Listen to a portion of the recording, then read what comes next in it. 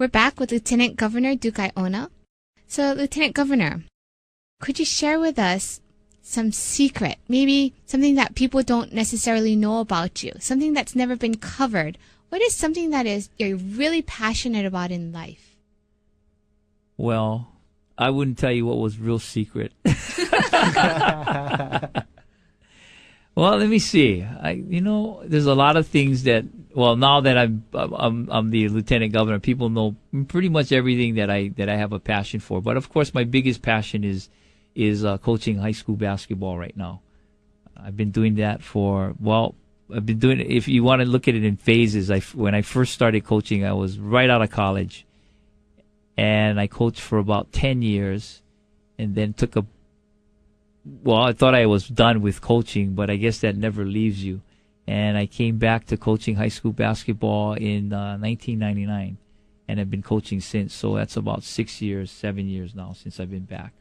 And it's just a passion that I have. It's because I love the sport. I played it since I was a little boy.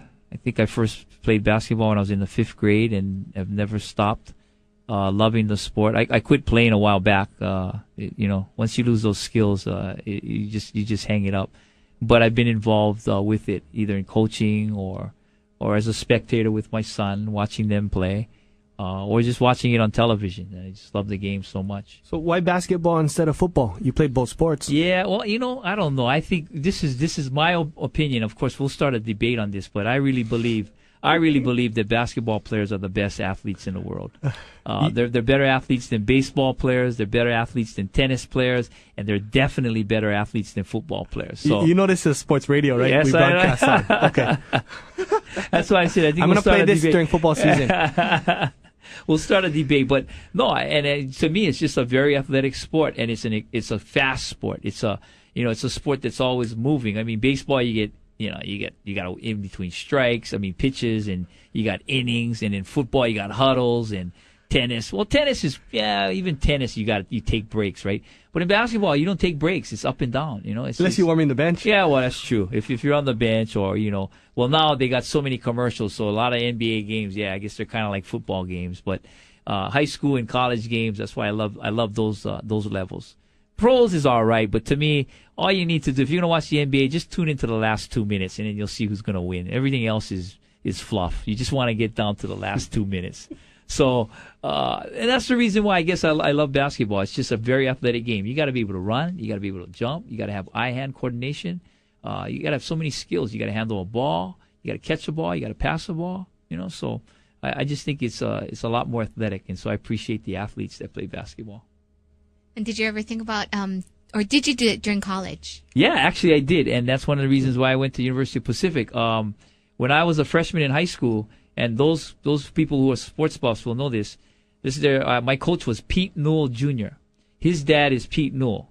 Pete Newell was one of the first big-time coaches. In fact, I think he coached George Mikan for a while, and he was running a big man's camp here in Honolulu for a long time. It was called the Pete Newell Big Man Camp.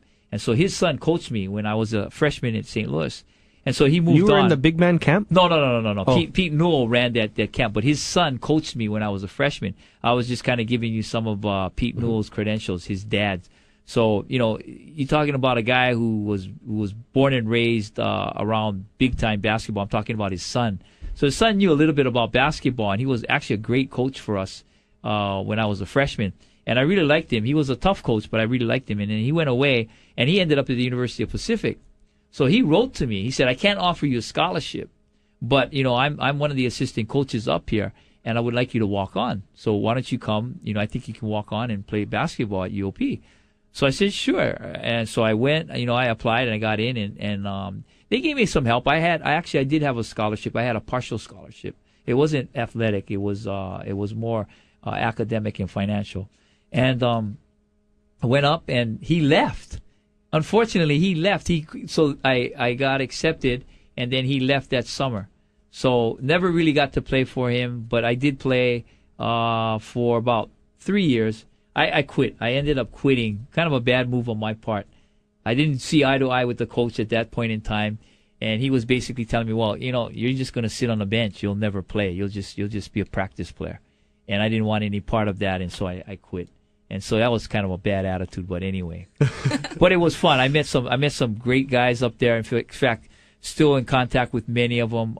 We had some real good players, and it was a great experience. Thanks for tuning in. Stay tuned for more on Greater Good Radio.